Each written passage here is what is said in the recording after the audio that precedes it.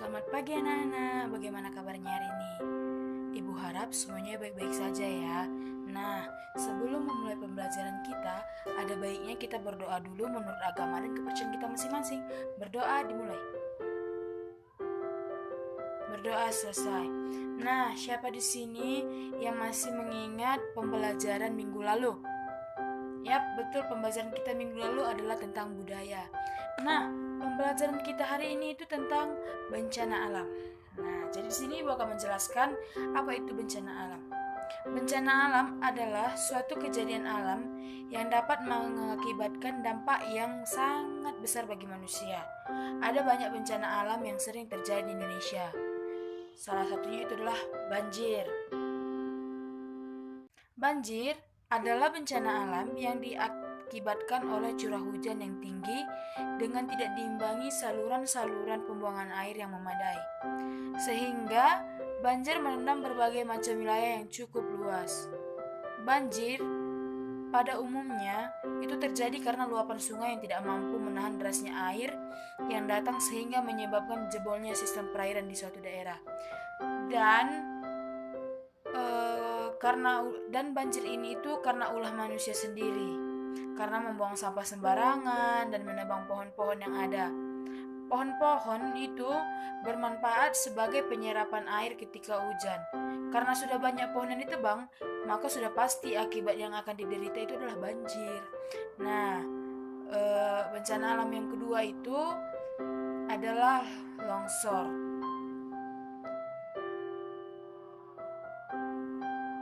Tanah longsor merupakan bencana pergerakan tanah.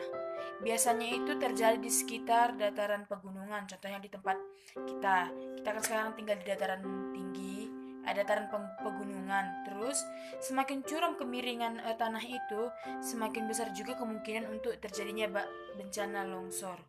Bencana longsor ini terjadi setelah hujan yang cukup deras dan lebat, terus tanah itu sedikit sekali ditimbuni tanaman. Tanaman tersebut berguna untuk menahan tanah-tanah yang tidak mudah jatuh atau terseret gravitasi. Terus yang ketiga itu adalah bencana gempa bumi. Gempa bumi merupakan bencana yang tidak dapat diprediksi sebelumnya tetapi dapat diukur kekuatannya. Gempa sendiri terjadi karena pergerakan magma yang ada di dalam perut bumi. Nah, kita pernah kan merasakan guncangan-guncangan bahkan yang sangat kencang. Itu yang disebut dengan gempa bumi. Terus biasanya gempa bumi ini terjadi di daerah-daerah yang dekat dengan patahan lempeng bumi. Karena datangnya gempa tidak dapat diperkirakan, maka gempa merupakan bencana yang paling bahaya. Terus gunung meletus. Gunung meletus itu merupakan bencana alam yang cukup dahsyat yang dilibatkan meningkatnya aktivitas magma yang ada di perut bumi. Jika gunung akan meletus biasanya dapat dideteksi dengan melihat aktivitas perkembangannya, mulai dari siaga, waspada, awas, hingga puncaknya yaitu meletus. Dan kita juga pernah dong melihat gunung meletus, contohnya kayak Gunung Sinabung. Terus gunung ini walaupun bencana gunung meletus ini menghasilkan kerugian yang besar, tetapi dapat keuntungan di balik bencana tersebut, yaitu sekitar 1 atau 2 bulan setelah bencana, tumbuh-tumbuhan itu menjadi lebih subur.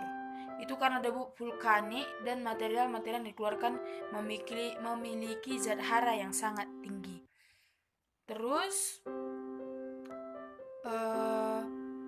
kebakaran hutan, bencana kebakaran hutan.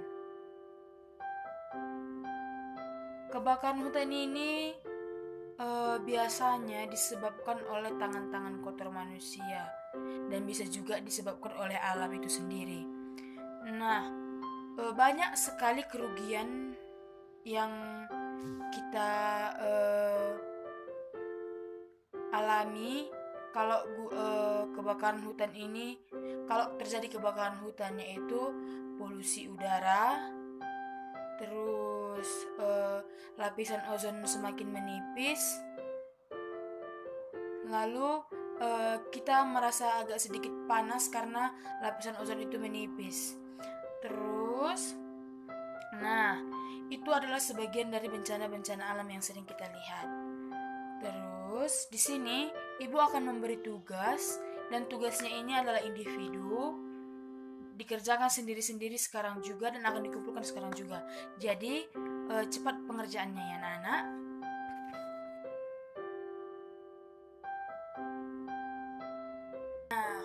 Pekerjaannya sudah dikumpul dan ibu sudah memeriksanya juga. Jawaban-jawaban kalian itu sangat menakjubkan. Ibu bangga dengan kalian, berarti kalian mendengarkan apa yang ibu bilang. Nah, tugas di rumah itu di LKS halaman 10 sampai 12 ada pilihan berganda dan esai. Itu besok dikumpulin anak-anak. Terus sebelum kita mengakhiri pembelajaran kita hari ini, ada baiknya kita juga berdoa dulu terlebih dahulu.